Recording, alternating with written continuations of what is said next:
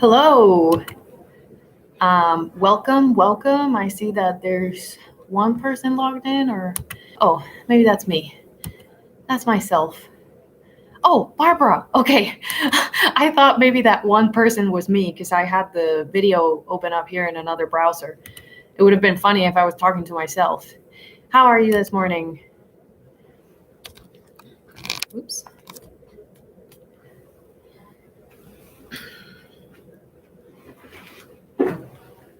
All right, I'm gonna go grab a chair that is taller.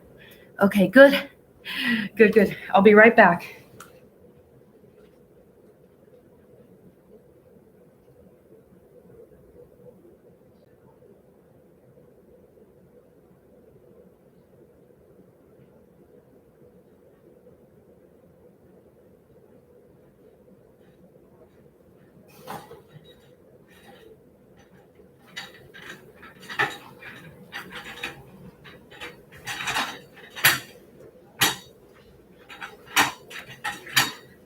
All right, this is better. I was way too short with that chair. Can you hear me well so far? Is the volume okay?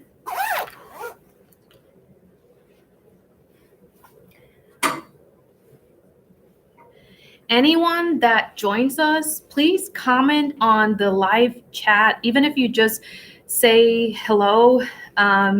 That way we can keep track of how many people are joining these virtual support groups, because we always keep track of how many people are listening, whether it's in person or virtual. We always want to keep track of that. That's information that we always have to keep. So if you can just say hi, make sure to comment on the live chat and say hello, good morning, whatever it is. You don't have to say your name.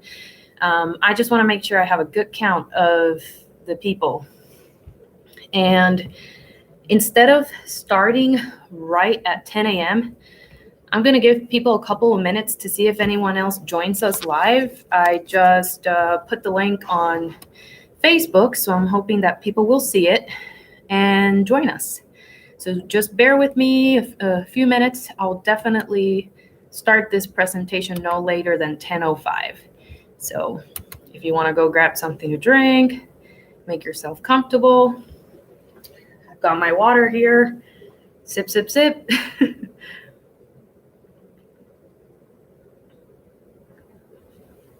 Okay.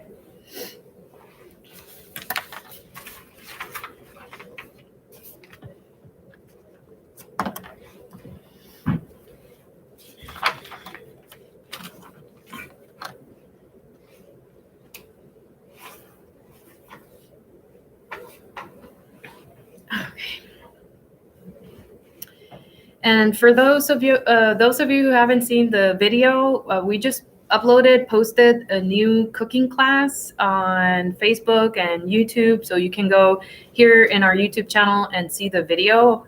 I made a tilapia with a mango salsa. And I just realized that I make tilapia twice in a row. So I apologize for the lack of variety there, but really that salsa goes really well with any kind of fish. I use tilapia, but cod would be really good. It's a very lean fish, very easy to make, fresh cod. So if you have that available, I would definitely try that. It's very, very yummy. Salmon would go really well with it as well. So really, most fish will go really well with that. Hey, even like a fresh tuna steak would probably taste really good with a mango salsa. Hi, Dicey. How are you? Thanks for joining and thanks for saying hello. That helps me keep track of how many people are here.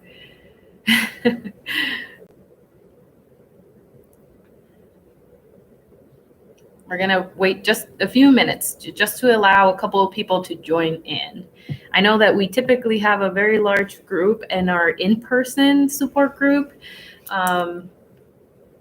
Unfortunately, the virtual ones haven't been as well attended, but at least we've had a couple of people join and participate, which I get very excited about that.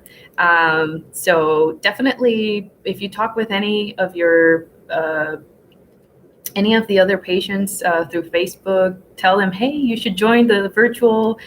You can still participate. You can still comment, ask questions. So my full year is coming up May 21st. Woo! Congratulations. That's exciting. You guys are very inspirational. You do so much hard work day to day. So I really hope that this piece of information that I'm going to provide you today just gives you one more tool to be as healthy as possible through food. Like I said, we're going to give people a couple of minutes to join. I'm going to make sure not to start any later than 10:05. Hey, Portia, good morning. Good morning. Thanks for joining us. And Portia, I have a couple of recipes that I am finishing typing up in the recipe card format that I'm going to upload, and I'll make sure to upload those today based on the request that you made the other day. Now, the fish that I made is very, very soft, so it's great for someone that's eating still in the diet stage. That's very soft textures. So, but stay tuned because I'm going to upload those recipes no later than today. You're welcome. It's 10:04. I'm going to give people another minute, and then I'll go ahead and get started.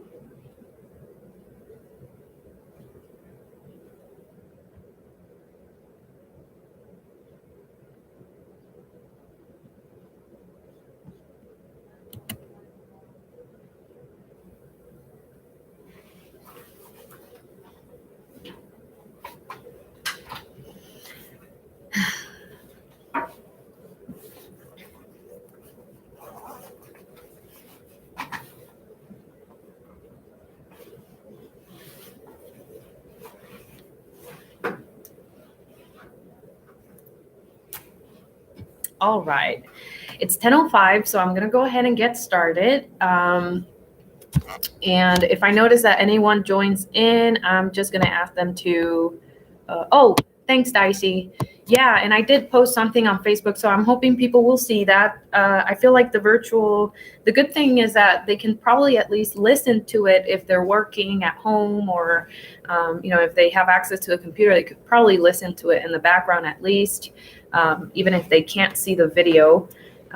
Guys, remember that this is support group, and you know me, I like to make support group interactive. My favorite thing is to hear you guys talk and share your experiences and comments. I think that's the best way for us to learn. I learn a lot from you guys, so I bring up these topics. But even though this is a virtual one, there's a live chat function that you're already using. So if you want to comment on your experiences or share any thoughts at all, feel free to do so. If I don't see your comment or question right away, I'll still make sure at the end of the video to take a look at everything and make sure that I didn't miss anything. So definitely participate. Okay, so today's presentation is a short presentation, but I still think that it's going to be helpful. And I tried to make sure not just to give you the information, but also show a practical way of applying this information. So there is going to be one slide where I'm going to ask you guys to give me an example on how to apply this information. So definitely pay close attention because I'm going to ask you to participate. And even if at least one of you guys gives me an example, I'll be a happy girl. So I want to make sure that you guys are understanding this information and that I'm sharing this information in a way that you can actually apply it, because that's the whole point of this. It's not just listening to a whole bunch of scientific info, but to know how to apply this on your day-to-day. So as you already know, the topic today is how our healthy lifestyle can positively influence our immune system. So I'm going to speak about this. There are a variety of things that we can do to positively influence our immune system. But of course, my focus is going to be more on the nutritional aspect because I am a dietitian. So that's my area of expertise. So that's where I'm going to put the focus on more. But I am going to mention some other things that you can do to boost your immune system. So let's go ahead and get started. Oh, and anyone that just logged in, make sure to comment, say hello, good morning, I'm here, present, whatever it is. I just want to be able to keep count of how many people are logged into the support group, that are joining the support group, because we keep track of those numbers. It's very important for us to be able to grow our program. We need to know how many people are joining these support groups and participating. So if you just logged in, make sure to say hello. You don't have to say your name, just say hello or anything at all, just so that I can keep track of how many people were watching the support group. Oh, 1 second. I'm having some technical issues here with the PowerPoint. Give me 1 second. Okay. All right. So I want to start off by providing you a very simplistic, very easy to understand definition of the role of the immune system. And I say simplistic because the immune system is very, very, very, very complex. So complex that there's still a lot of questions that are unanswered, and there's a lot of research going on trying to understand how we can influence positively our immune system, whether it's through nutrition or other lifestyle changes. So it's very complex, but a very simplistic definition is that our immune system, what it does, essentially, it helps us prevent and limit infection. That is the ultimate role of the immune system.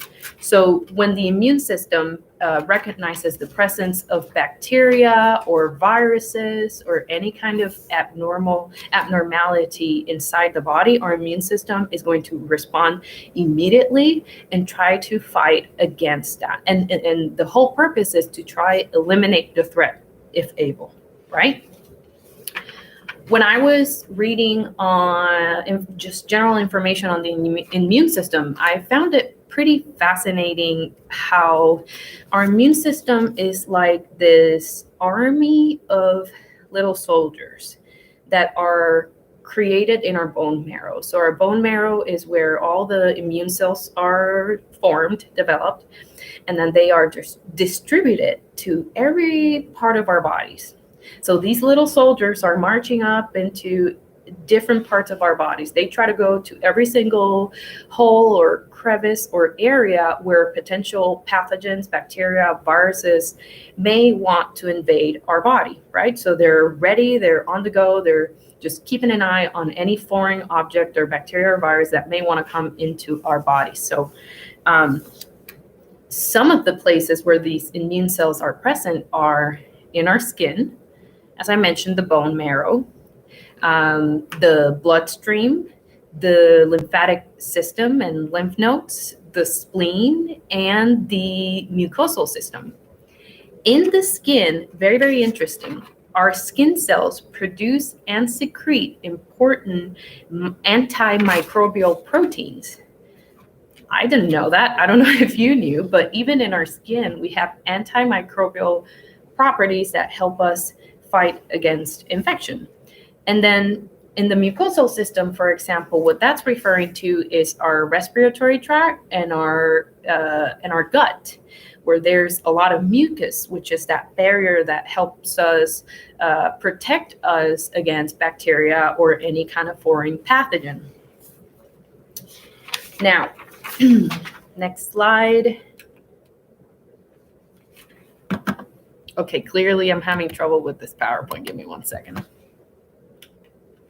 Okay, so how can we support our immune system?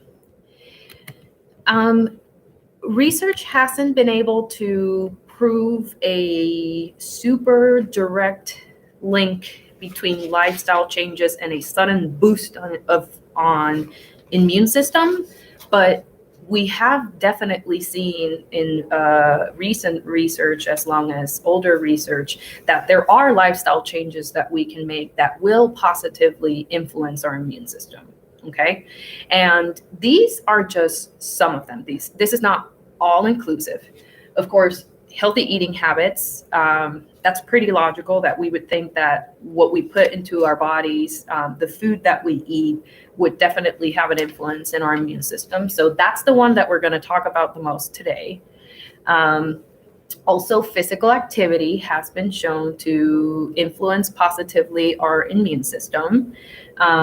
Good sleep, which that one is, a lot of people struggle with good sleep. So that's one of the things that we talk about here in the Bariatric program.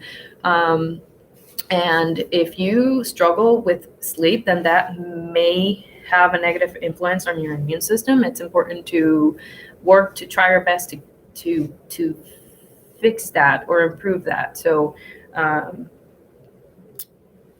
also, stress management is another lifestyle change that can influence our immune system, and good hygiene. And we know that, especially now with the pandemic that's going on. Now we knew this, but we can see it with our own eyes, how washing our hands, practicing good hygiene will help us prevent infection, right? So wearing your mask to prevent any viruses going into our nose or our mouth or anything like that. Not touching our hands, our face, without washing our hands. So constantly washing our hands is important, keeping the social distance, and so on and so forth. So good hygiene, really, really important.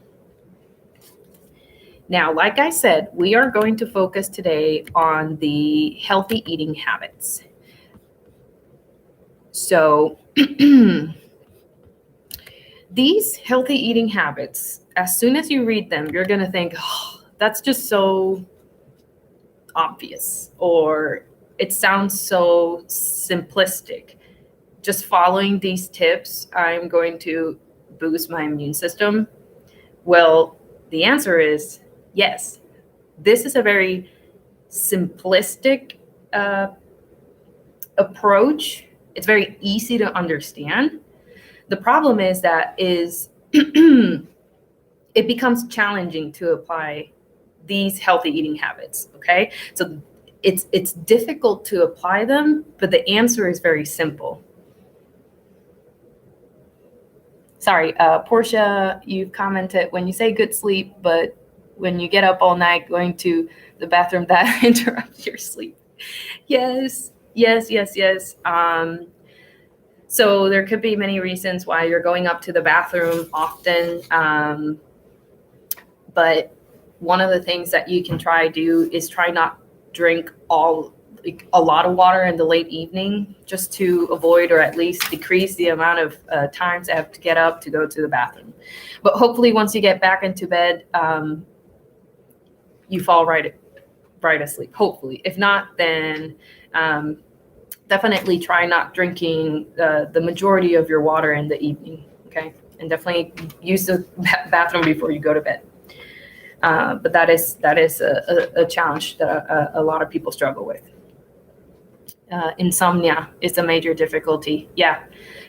And that definitely influences our immune system. But there's other things that we can do. So right now, if you don't have total control of your sleep, or you're working on improving your sleep, in the meantime, you can also focus on other things that will help positively influence your immune system. So as I said, these are very simple, but they're effective.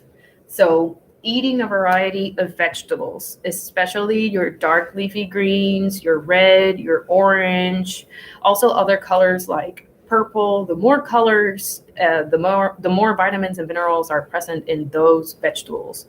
And in another slide, I'm going to talk about which vitamins and minerals in particular have a stronger influence in our immune system.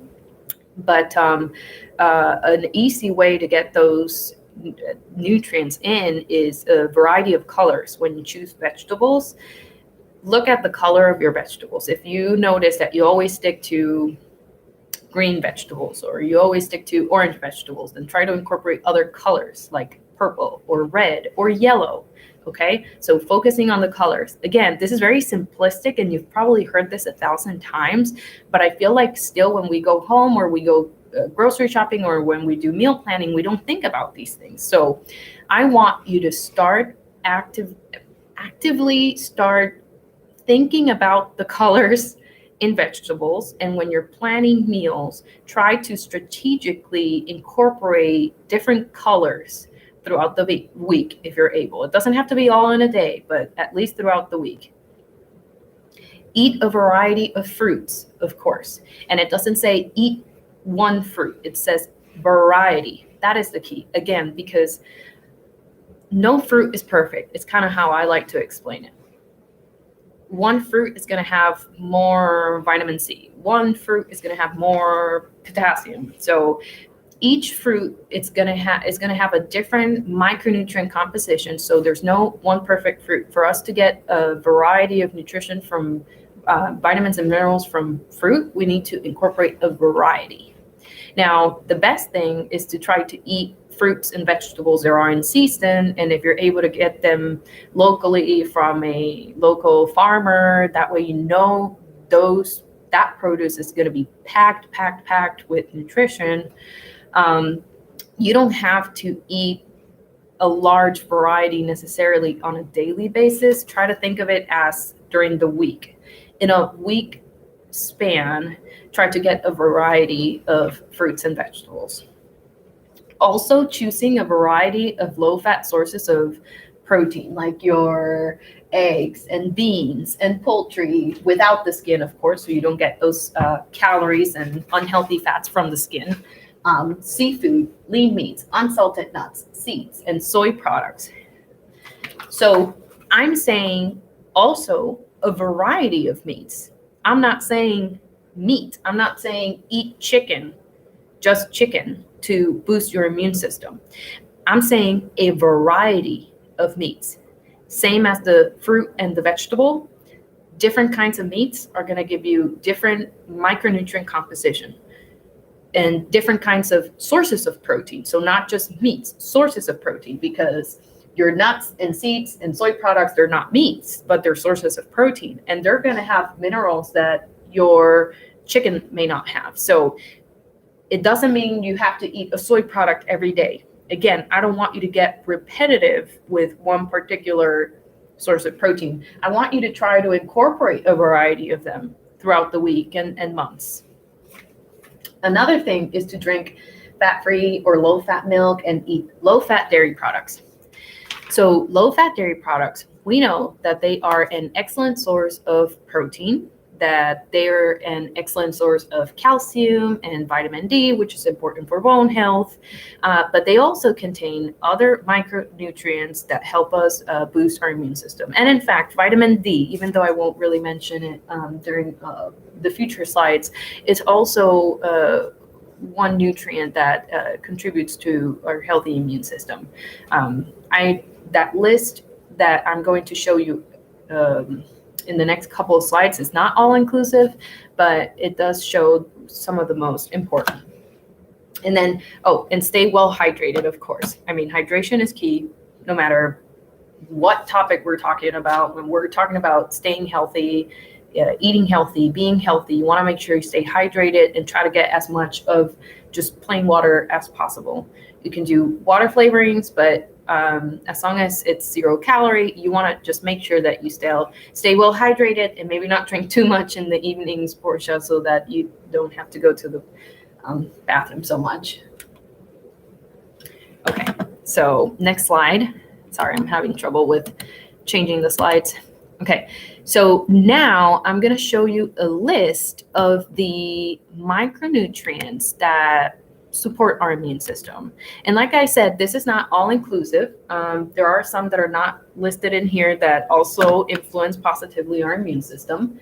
But I'm going to talk to you about these that are really important. So iron, the role of iron is that iron is necessary for immune cell proliferation and maturation. Okay. Iron is one that we always talk about for our weight loss surgery patients to make sure to get enough of in, because patients after weight loss surgery,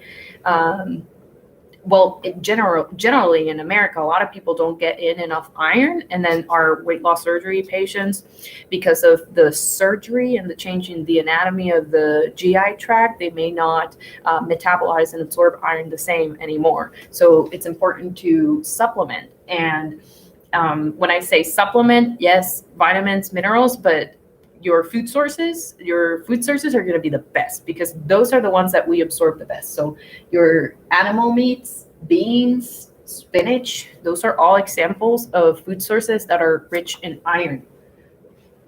Also, selenium. I never know if I'm pronouncing that correctly, so I apologize.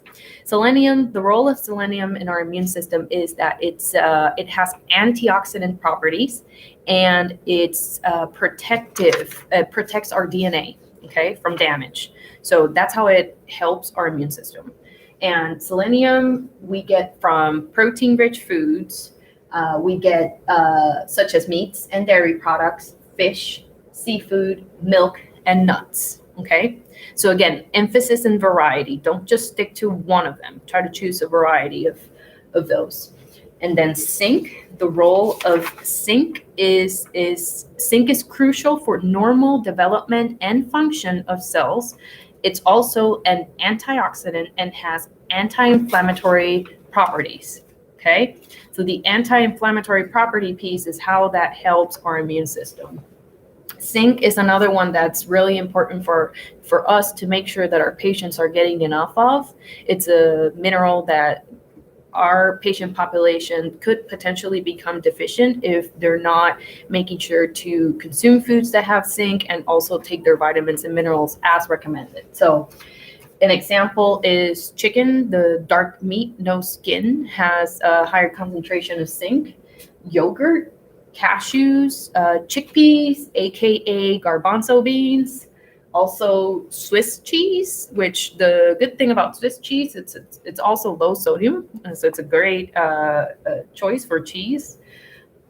And also oatmeal and milk have zinc. So you've got a variety of sources. Vitamin C, we all know that vitamin C is super duper important for keeping our immune system healthy. It's because it's such a powerful antioxidant, okay? Very powerful antioxidant. And we also know that a lot of vegetables and fruits, mainly our citrus fruits, have a lot of vitamin C, but it doesn't just have to be the citrus fruits. You can also do things like red and green bell peppers, fruit like strawberries. Those are great because they're not as concentrated in their natural sugars. So for those patients that are a little worried about potentially getting sick from the sugars in some of these fruits, then strawberries is a great one. It's not very concentrated in their sugars, and they're in season right now, so great choice.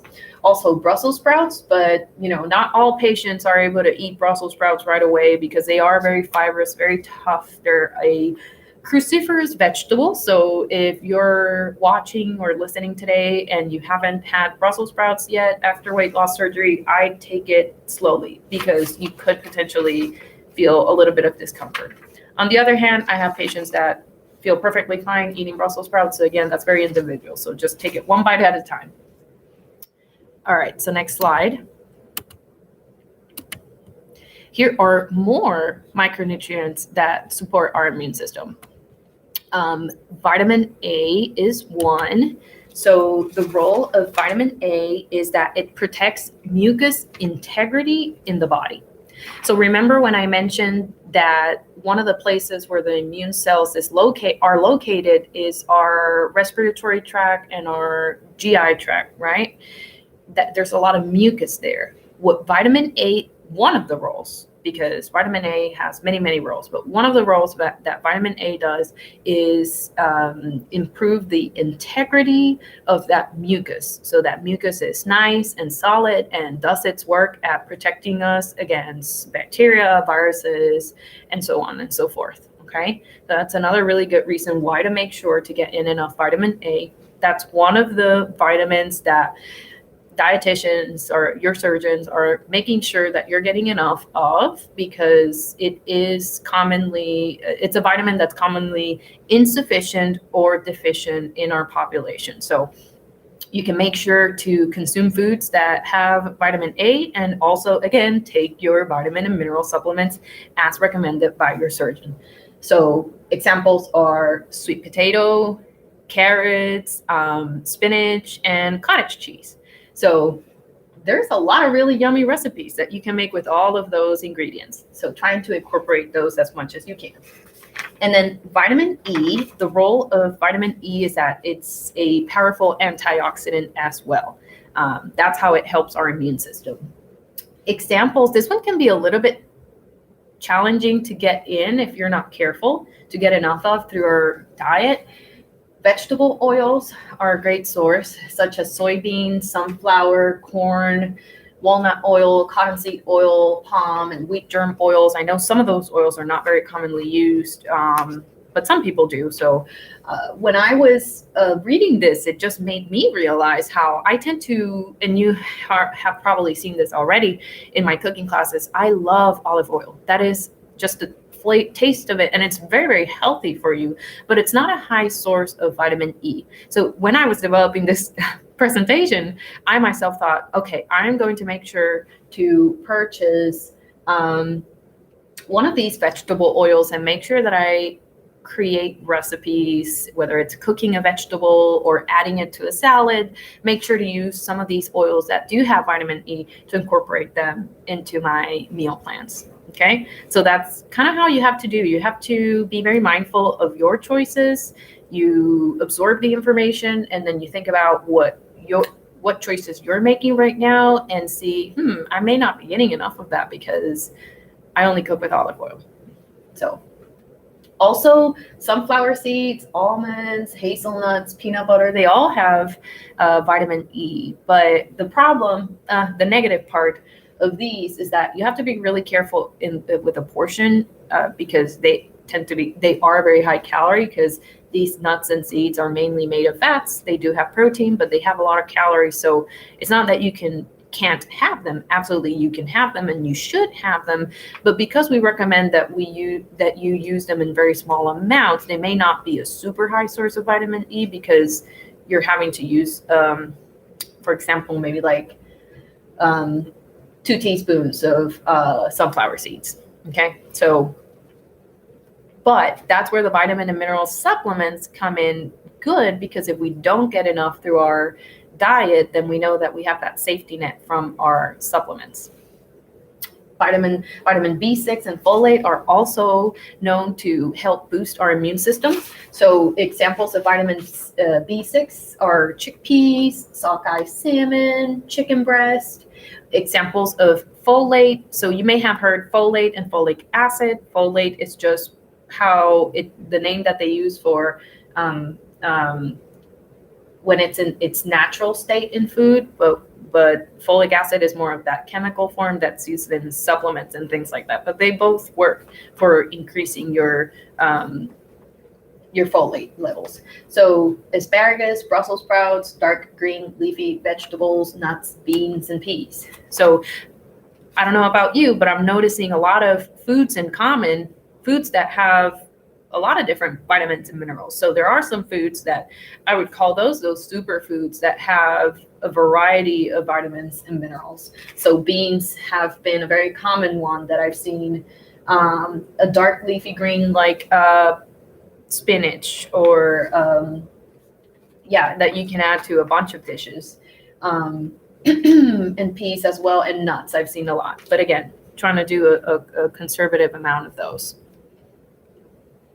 All right, so now I'm going to do what I'm going to do is I'm going to show you how to apply this information. So when I said earlier in the video that I hope that this is something that you feel that you can apply later on, this is how you apply it. So I gave you that information of the vitamins and minerals, the list, and some examples of foods that contain those vitamins and minerals. And what I did is I sat down, I looked at the list and I thought, what meal could I come up with right now that has a lot of these ingredients? So this is what I came up with. This is a chicken thigh, skinless chicken thigh. I don't know what the seasoning is on top of it, but and this is a chickpea salad. So the little piece of the image that I clipped doesn't show it, but really the most amount of the ingredient that has the most amount in this recipe is the chickpeas. So there's a lot more chickpeas than everything else. But there's also spinach, cucumber, there's onions, which gives you that purple. There's red bell pepper, if you see it there. So it gives you that red color. Now I'm going to show you all the vitamins and minerals that are present in this meal. And also, to me, this sounds delicious and looks satisfying. All that fiber coming from those complex carbohydrates, and then the protein coming from the chicken. I mean, there's no way you're not going to feel satisfied after a meal like that. So this has iron, selenium, zinc, vitamin C, vitamin B6, folate, vitamin A.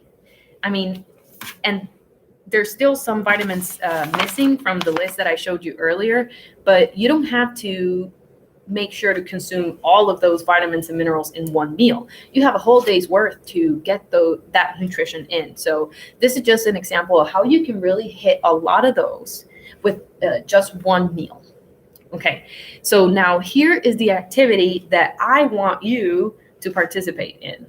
So I'm going to show you the list of the vitamins and minerals that help boost or positively influence our immune system with the examples of the foods that have those vitamins and minerals.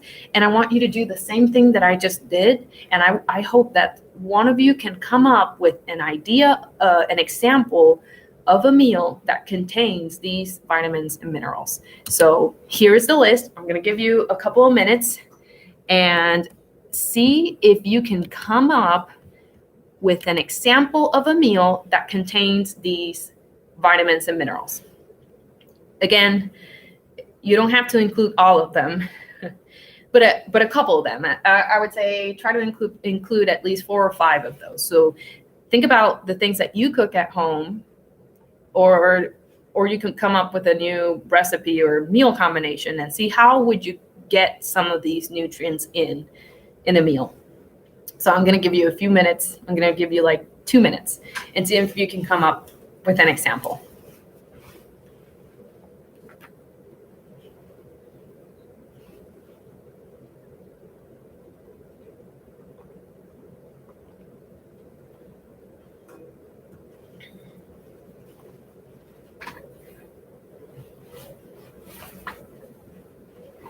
Don't be shy.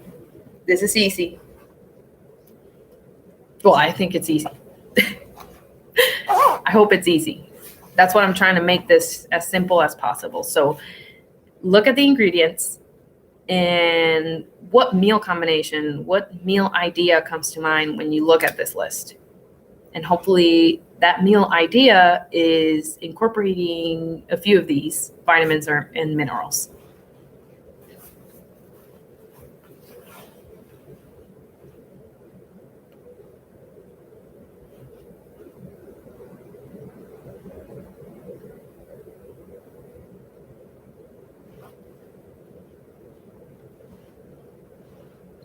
Eggplant parmesan with cream spinach. Okay, awesome. So you have the dairy product coming from the cream spinach that you can use, low-fat dairy products, which are going to give you a variety of these. So it's going to give you probably maybe zinc or definitely selenium. And then the spinach is in a couple of them. You've got vitamin A. We also have the folate there with the spinach. So yes, perfect. That's a perfect example. Or maybe you use ricotta cheese. I don't know if you would use ricotta cheese for cream spinach. Why not? that would give you some vitamin A as well. So that is an excellent example. So another example here, grilled chicken thigh with red and yellow peppers, spinach salad with strawberries and a light olive oil dressing, yogurt parfait with citrus fruit. Wow, that is, are you a chef or something? Or like, did you work at a restaurant or something like that? That is very good, very creative. That's excellent.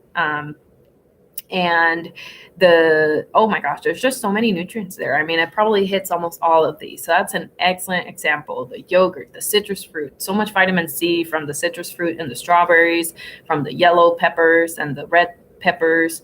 You're getting the selenium, the iron, the zinc from the chicken thigh, and the vitamin A and the folate from the spinach. Okay, so you're not a chef yet. Okay, so good. Well, that seemed like a very, very creative idea. So good for you, because in order to make this work long term, you have to come up with some yummy recipes. And if you allow yourself to be creative, you can be creative. So I encourage you to use a list like this and say, okay, I know this is super good for my immune system. What meals can I come up with that will include these? So excellent. Good job, guys. I knew you wouldn't disappoint me. All right. So next slide is, I put this up as a reminder for you guys that every single weight loss surgery patient can have free dietitian appointments with me. Right now, of course, we're doing telehealth.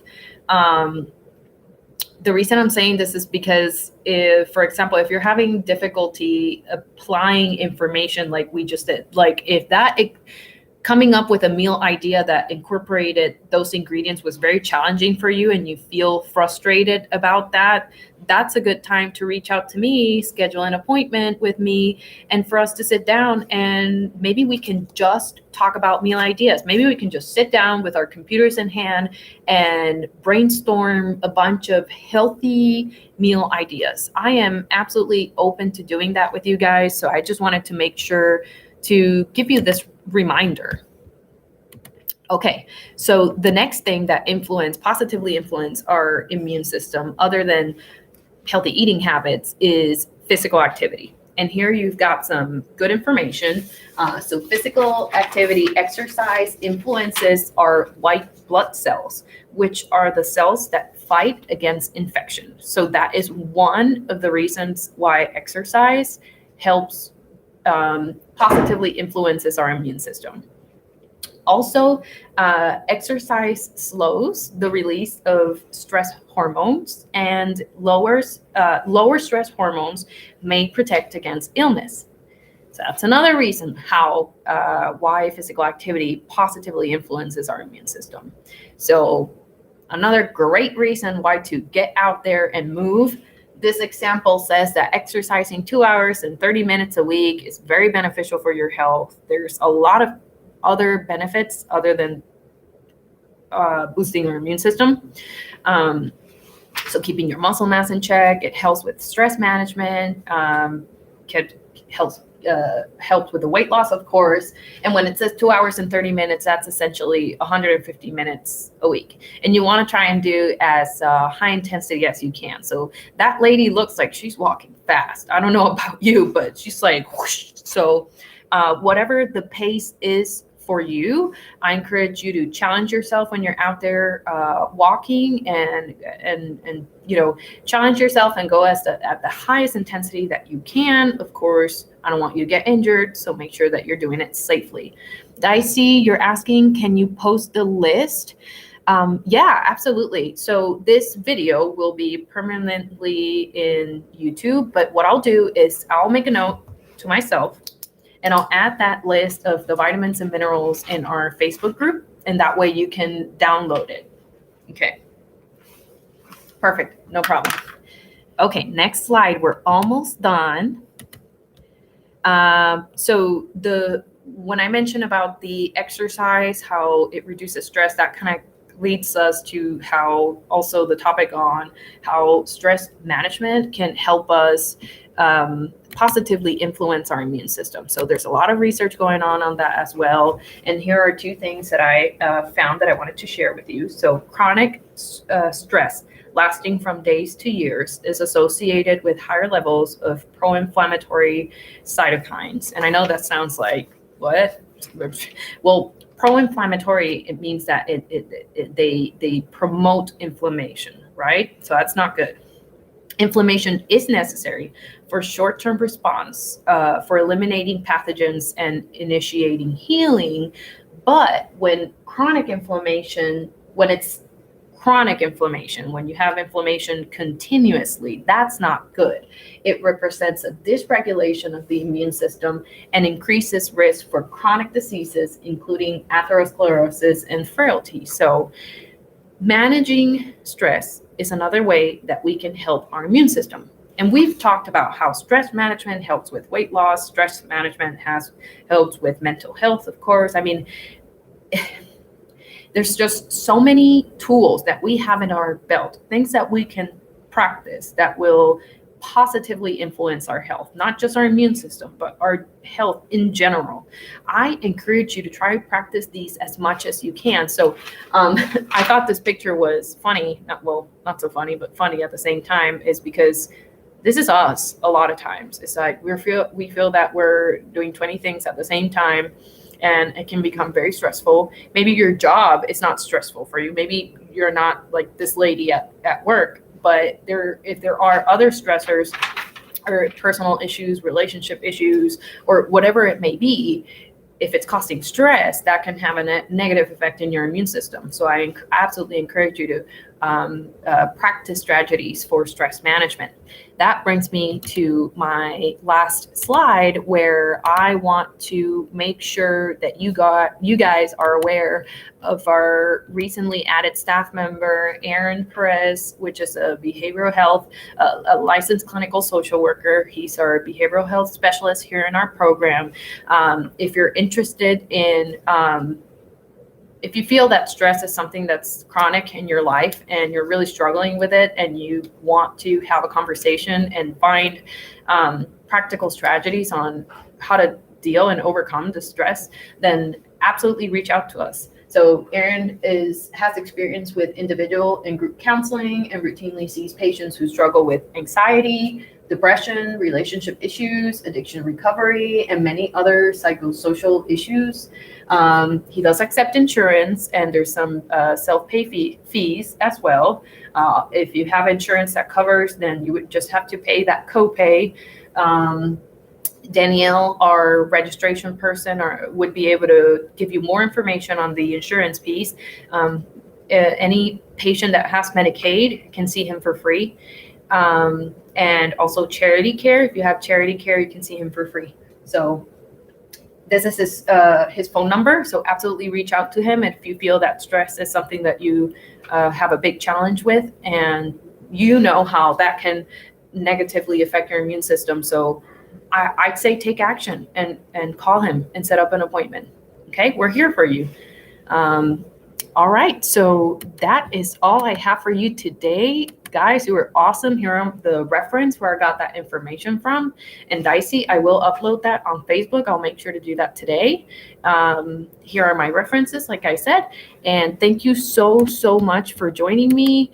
I really hope that sooner than later we can do these in person again, because there's nothing that compares with the in-person interaction. But in the meantime, each second Friday of the month, I'll try to bring you a different topic, another presentation, and I will try to make it as interactive as possible. Okay, so thank you so much for joining me, and I will be back soon. Okay, any other questions that you have? Anything else that I can help with before I say bye-bye?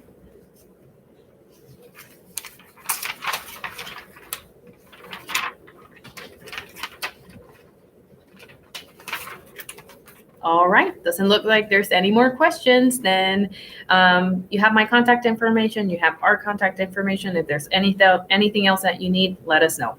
Okay, bye-bye. Stay safe.